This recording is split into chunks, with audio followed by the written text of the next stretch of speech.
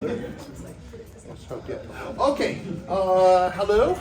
So glad of you all to come to this conference today, the ICLLCD. Happy that you gave up your day to come to this conference. This is where you make a little laugh, make sure you're all good, yeah, etc. Wonderful. So this session is about personality, leadership, and behaviors, and the intersection of that. And really right at that axis is you. What I want to do first is a pretty typical personality assessment, if you will, so that we can understand personality in its simplistic form. What I like for students to do is to sign your name on the paper that I've given you.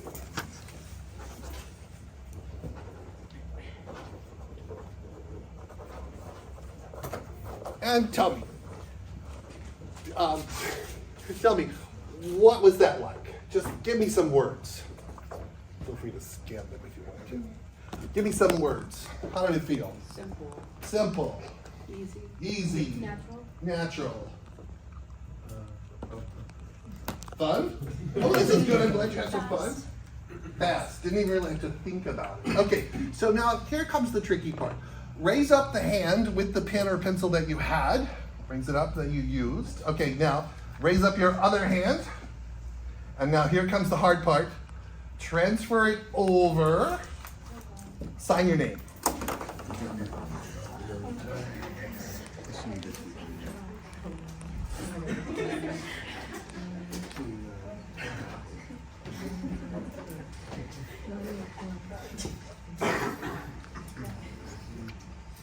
Okay, so now tell me, what was that like? Give me some words to describe that experience. Awkward. Uncomfortable. Annoying. Annoying. Difficult. Messy. Felt stiff. It just didn't feel right. Okay, so what you're experiencing is exactly what your opposite personality experiences. When you're in communication, whether that's in written or oral form, when you are within a work environment or a personal environment, etc. So I can ask many of you, do you relate to or have a preference for extroversion or introversion? So we pretty well know that one. It's pretty common, right? Extroversion, you're getting your energy from the outside world, meaning your audience, whether that's one or two people or a group of people, you thrive on that. You love being out with people. Probably got some charisma in there as well. On the opposite of extroversion is introversion. So the introversions are still feeling something, but they're doing so more from an introspective personality. That's their dominant. That's what's within, right? And when I think about that exercise that you just did, your extroversion, if you identify as an extrovert, is normal. It's natural. You don't even think about it. You just go in a room and start doing your thing. But imagine when I had you move your pen over to the other hand. Remember that, what you told me? Ooh, it felt icky. It felt uncomfortable. It felt awkward. It just felt not natural kind of feel. That's exactly what happens when you put an introvert on a stage. When I pull them up from a classroom and I demand them to come up here. That's what they're feeling. So while you may very well understand your own dominant personality type, let's use extroversion as the example, that's not so important. What's really important is understanding the other person or group's personality. That's what gives you the distinction in communicating, in reducing conflict within your teams, and including dissatisfaction. So, as you're thinking about your personality, you want to go a little bit deeper and say, well, how do I go about taking in information? How do I prefer that you come and talk to me? How do I prefer that you present your idea to me? Well, you've got to be able to read the individual's personality type. So in terms of looking at making decisions, We typically like decisions to be made either by giving us the facts and nothing but the facts. Give me the information in a logical, sequential, rational 1, 2, 3 basis. But there's another side to that, which is intuition. Tell me a story. Give me the big picture. Tell me something about this. Make those numbers actually talk to me. Tell me why you started this entrepreneurial business. But again, if your dominant is, let's say, 1, 2, 3 rational, I'm going to tell you exactly what I think you need to know, that's not going to land well with the person you're pitching to, who may have a different personality type and prefer to take your information in differently. And you may have been in those situations before, where you're like, wait a minute, I'm uncomfortable. It feels awkward for me to tell a story. I'm here to give you the facts. Here is the P&L. Here's the projection. Here's what your revenue is going to do. Here are all the details. Because you rehearsed those so much. And again, you're going to fall in one of the two categories: extroversion, introversion, sensing, or intuition. That's of no concern to you. What should always be a concern to you is the other personality type, understanding the other individual type. The other area is in terms of making decisions. Do we prefer to be objective or subjective? So when we look at that particular one, that's between judging and thinking and feeling. The thinking types will typically approach a situation in an objective manner. They'll step back. It's part of their strategic way of thinking. Whereas the feeling types, oh, they're going to get in there. I want to know what's happened. Tell me more. Give me the backstory. Tell me everything I need to know. And when you think about managers, we typically think about managers as having a preference for thinking, right? Treating everyone objectively. And that may be so. But there's also that feeling side. And once again, you're going to be one or the other. Thinking type or feeling type. Again, of no concern. What is concerned is that you are able to relate to someone that has a different dominant personality than you. And then finally, judging and perceiving. You'll see this within your groups. It's always fascinating when I'll get peer reviews relative to group assignments. And without thinking about it, I can simply look at that report and I can determine who on that team were judging personalities versus perceiving personalities. Without fail, the judging personalities critique the perceiving personalities. Oh, they were the worst. They never showed up. It was not until the last minute. And even then they had an excuse. Okay, sure, they did come through. But oftentimes I'll see that. And what I find disappointing is that the judging types didn't take time to really understand the perceiving types. That becomes really key to get. I, for many years, would go around telling people I'm an ENFP. At one point in my office, I think I even had a sign. I'm an ENFP. And I just was so excited to tell anyone that would listen to me. It wasn't, though, until I got into leadership roles where it involved a lot of the finances of an organization. And I remember many times coming in as a leader with the charisma, the excitement, the transformation. All of that was a big part of me. And of course, what am I trying to do? Convince my entire staff, board of directors, and others, here's where we need to go. This is the top of the mountain. Here's where I see us going to. And then I would just kind of ease out. My thinking was, let them figure out all the details. Let them figure out how we're going to actually get there.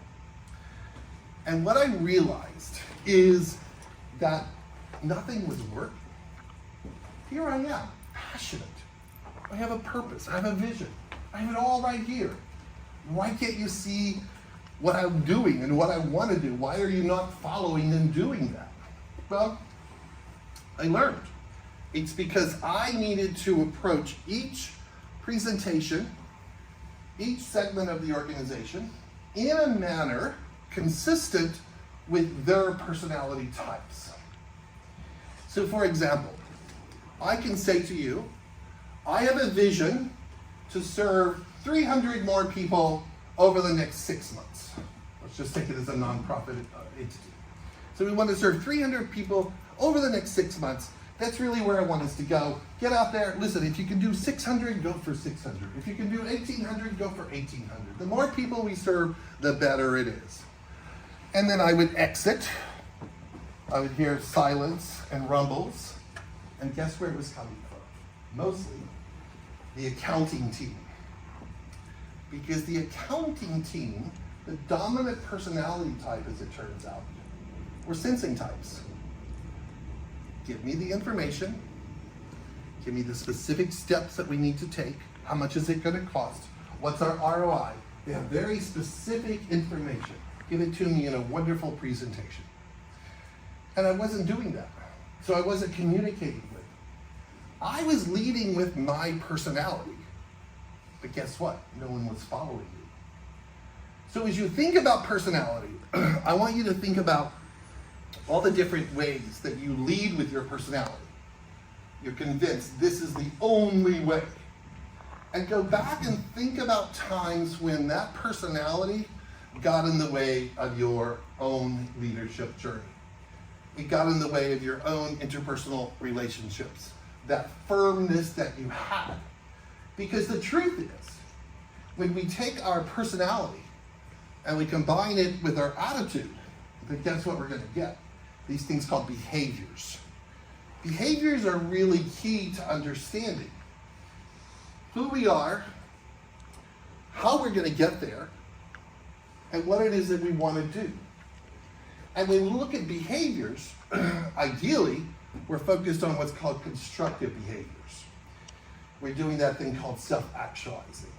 Remember the pyramid? All I have to do is say pyramid and everyone immediately visualizes Maslow. Maslow at the top was this concept of self-actualization. This is where we're all going for, that North Star. This is where we want to get to. But in order to get there, there's quite a few steps that we need to take in the meantime. Understanding that our behaviors will inform those steps is going to be, I think, one of the most key aspects to you as you are leaving university and going out into the workplace. I think the most important thing is to take that curious mindset. That's really the leadership world. Leadership is all about that curiosity. Yes, there's all kinds of definitions of leadership. But at the end of the day, it's really spawned by this concept of be curious. Don't close your eyes to things. Right when your personality and your attitude and your behaviors just sort of misaligning that purpose, that mission, it's the end of the day and you're just not feeling too good about where you are. Take a step back, go back to your personality, go back to your attitude, go back to your behavior, and that's going to help you understand this concept of leadership. Okay? Any questions? Yes? What has been your most effective use of like that personal reflection you just mentioned? Yeah, it really has been two things. One has been within the world of work, in those various leadership roles. It was not only accounting, but it was also sales, right? I remember in the sales division, you sort of had this rah rah rah. You got to be the cheerleader. Come on, you can do this. I know you can meet this quota. I know you can do it. But there's also that level of, okay, here's the expectations. This is what specifically I want you to accomplish. And oftentimes that's where the difference is. Here's my aspiration. Here's where the reality is. And we tie it back into strategy. Strategy is simply a set of activities to accomplish those goals and objectives. That's the key. So we've got to be clear. It's a nice little balance in between. So I think from that perspective, I think also from the teaching side, where I really put this in, if it's up to me, you would have no grades. We would have no syllabus. We would just walk in here and whatever it is, it is. Whatever. I've always wanted to teach a class, no name, no title, no description, nothing. Just show up and we'll just figure it out as we go. That, to me, that would be absolutely amazing. That's the catch. When you're saying something like, to me, this is the way it should be, right? In my mind, in my way of thinking, there's where you go wrong. Because the most important thing that you'll learn is it's not about you. It's about everyone else. That's how, within the classroom, as much as I want to do that, as much as I would like to throw out every convention there is in higher education, that's me. That's not what you're here for, generally speaking. Yeah? So kind of bringing it more to this class, and individual differences are very important, obviously, and people with different personality types respond to information in different ways, what we've been talking about. Yeah. Why do you choose when you're teaching to follow the kind of no rubric, Yeah. less guidelines format and apply it to everyone, even though different people may be more comfortable with more rules? Yeah, I think there's a balance. So two things come to mind. One is, at the end of the day, there is a rubric. At the end of the day, there is a syllabus. At the end of the day, there is a structure. And I do think that's helpful for some people who prefer that. There are lecture notes. There are PowerPoints. Traditional structures are in place. Not everyone always sees them, but they're in place. My dominant personality of intuition, big picture, is really what guides me. That's what leads me. Not so much the tiny little details along the way. But that sometimes could be misinterpreted as lack of structure. I just think it's an unconventional way, a way of doing it. I think that's key. Second part, most every student in class, all classes, have followed a pretty traditional, hierarchical structure relative to their learning from the first day in kindergarten. I remember many years ago when I ran out of cash doing my doctoral degree, I had to take a job. I became a substitute teacher. The first class they gave me, the first assignment, kindergarten. In I come, and I get to the teacher's desk, and there's a manual, and I'm not exaggerating. It was this thick of paper. Minute by minute. At 1:02 p.m. they do this. At 1:03 p.m. they do this. I'm just thinking to myself, I can't handle that. Not my style. So what did I do? I greeted them at the door. That seemed to go well, except two things. Consistent. Oh, you're a boy. That was the first one. Second was, oh, you're tall.